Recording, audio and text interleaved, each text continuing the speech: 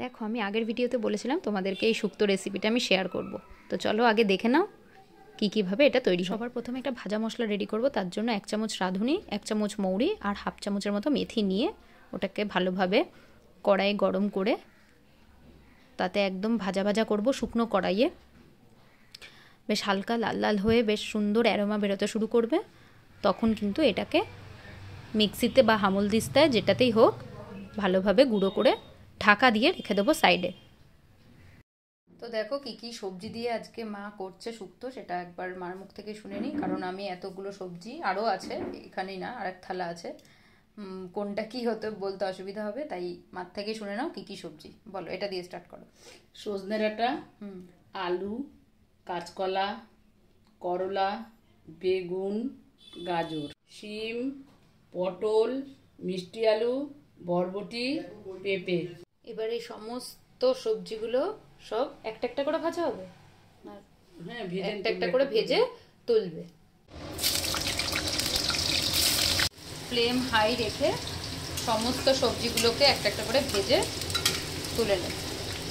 তো মা আলুর মধ্যেই দিয়ে দিচ্ছে পটল আর মিষ্টি আলু, এই তিনটে জিনিস একসাথে ভাজা ভাজা করে তুলবে। তো যতক্ষণ সবজি ভাজা ভাজা হচ্ছে ততক্ষণ মা একটা পেস্ট বানিয়ে নেবে। দিয়ে দিয়েছে কাজু আর দেবে সাদা সর্ষে 1.5 চামচের মতো সাদা সর্ষে। দেখো ভাজা হয়ে গেছে, মানে হালকা জাস্ট ভাজা ভাজা হালকা হবে। এবার তুলে নেবে। তো এবার হচ্ছে শিম, পেঁপে আর বরবটি, এই তিনটে একসাথে ভাজা হবে। ভাজা হয়ে গেছে, তুলে নেবে এবারে দেবে। তো এবার যাচ্ছে কাঁচকলা, সজনে ডাঁটা আর গাজর। ভাজা হয়ে গেছে হালকা, এবার এটা তুলে নেবে। এখন হচ্ছে বেগুন। তো করলাটা এখনো ভাজা বাকি আছে, এই যে এটা পরে। আগে বড়িগুলোকে ভেজে লাল লাল করবে, লাল লাল করে ভেজে তুলে নেবে। গেল করলাটা লাল লাল করে, বড়িও ভাজা হয়ে গেছে, যেটা আমি এখন একটা খাবো ছোট্ট দেখে। কাজু আর সর্ষেটা বাটা হয়ে গেছে, এটা দেখিয়ে দিই এখানে। আর ওই মিক্সি বাটিতেই দিয়ে দিলে হচ্ছে আদার টুকরো আর একদম 1 চিমটি রাঁধুনি, এটাকে পেস্ট করে নেবে। করলাটা এরকম সবুজ থাকা অবস্থাতেই তুলে নেবে। এবার একদম আসল রান্না শুরু। সেন্টের জন্য 2টো শুকনো লঙ্কা দিয়ে দেবে হচ্ছে তেজপাতা আর পাঁচফোড়ন। তারপরে এখানে যে আদা আর রাঁধুনিটা বেটেছে সামান্য জল দিয়ে সেটা দিয়ে দেবে।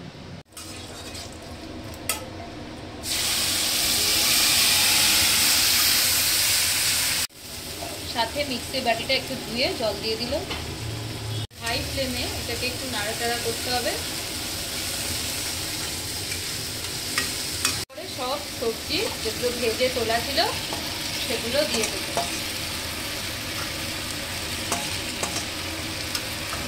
সবজিগুলো দিয়ে ভালোভাবে মশলার সাথে মিশিয়ে নেব।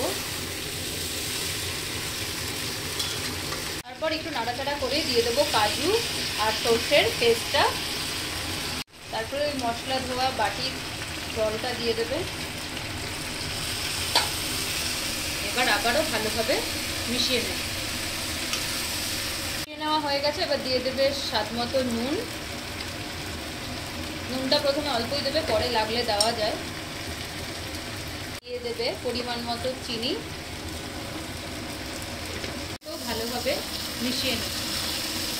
দেখো একদম গরুর দুধ মা ফুটিয়ে রেখেছিল এই শুক্তোর জন্য। এবার যাচ্ছে এই দুধ আর অল্প জলের মিশ্রণটা।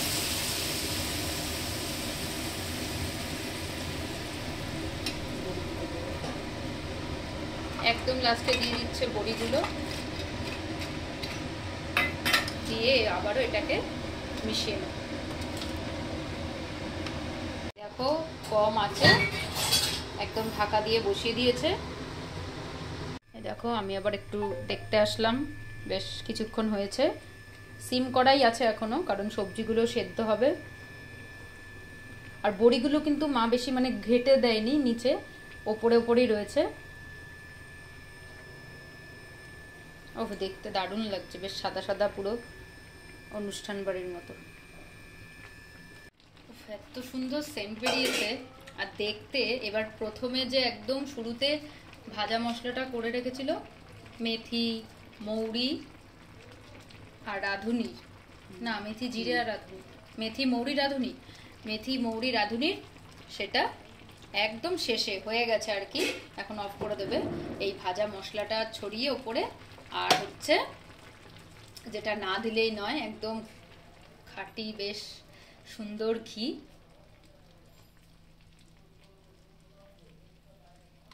দিয়ে এবার এটাকে কিছুক্ষণ ও কি দারুণ যে লাগছে। এবার ভালোভাবে এটাকে মেশাবে, হালকা হালকা করে আলতো হাতে মিশিয়ে, মেশাবে না সরি, এটাকে গামলায় যে সবজি ভেজে তুলে রেখেছিল ওই গামলাটার মধ্যে নামাবে, তাহলেই একবারে আর কি মিশে যাবে।